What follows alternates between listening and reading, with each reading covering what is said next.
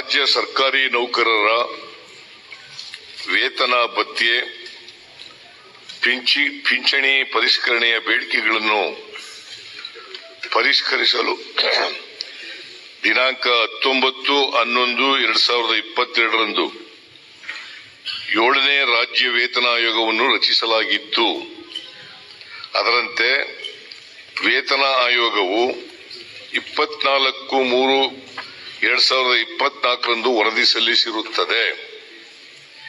7ನೇ ರಾಜ್ಯ ವೇತನ ಆಯೋಗದ ಶಿಫಾರಸಿನಂತೆ ಸರ್ಕಾರಿ ನೌಕರರ ವೇತನ ಸಂಬಂಧಿತ ಭತ್ಯೆ ಪಿಂಚಣಿಯನ್ನು ದಿನಾಂಕ 1/7/2022ರಿಂದ ಅನ್ವಯವಾಗುವಂತೆ ಪರಿಷ್ಕರಿಸಿ ದಿನಾಂಕ 1/8/2024ರಿಂದ ಅನುಷ್ಠಾನಗೊಳಿಸಲು ದಿನಾಂಕ 15/7/2024 ಸಚಿವ ಸಂಪುಟ ಸಭೆಯಲ್ಲಿ ತೀರ್ಮಾನಿಸಲಾಗಿರುತ್ತದೆ.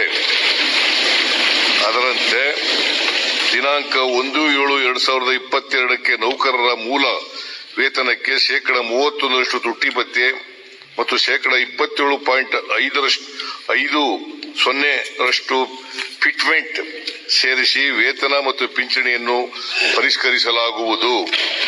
ಇದರಿಂದ ನೌಕರರ ಮೂಲ ವೇತನ ಮತ್ತು ಪಿಂಚಣಿಯಲ್ಲಿ 58.50% ಹೆಚ್ಚಳವಾಗುತ್ತದೆ. ಮನೆ ಬಾಡಿಗೆ ಭತ್ಯೆಯಲ್ಲಿ 30% ಹೆಚ್ಚಳವಾಗುತ್ತದೆ. ನೌಕರರ ಕನಿಷ್ಠ ಮೂಲ ವೇತನವು ರೂ. 17,000ದಿಂದ ರೂ. 27,000ಕ್ಕೆ, ಗರಿಷ್ಠ ವೇತನವು ರೂ. 1,50,600ರಿಂದ 2,40,200 ಪರಿಷ್ಕರಣೆಯಾಗುತ್ತದೆ. ನೌಕರರ ಕನಿಷ್ಠ ಪಿಂಚಣಿಯು 8,500ರಿಂದ 13,500ಕ್ಕೆ ಮತ್ತು ಗರಿಷ್ಠ ಪಿಂಚಣಿಯು 75,300ರಿಂದ 1,20,600ಕ್ಕೆ ಪರಿಷ್ಕರಣೆಗೊಳ್ಳುತ್ತದೆ.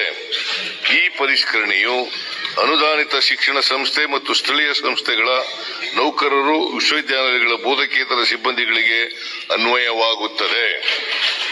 ನೌಕರರ ವೇತನ ಪರಿಷ್ಕರಣೆಯಿಂದ ರಾಜ್ಯ ಸರ್ಕಾರಕ್ಕೆ ವಾರ್ಷಿಕ 20,208 ಕೋಟಿಗಳಷ್ಟು ಹೆಚ್ಚುವರಿ ವೆಚ್ಚ ಉಂಟಾಗುತ್ತದೆ. ಈ ಹೆಚ್ಚುವರಿ ವೆಚ್ಚಕ್ಕೆ 2024-25 ಆಯವ್ಯಯದಲ್ಲಿ ಅಗತ್ಯ ಅನುದಾನವನ್ನು ಮೀಸಲಿಡಲಾಗಿದೆ.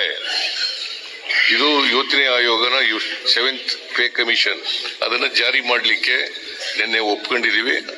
ಅದು 1/8ರಿಂದ ಜಾರಿಗೆ ಬರ್ತದೆ.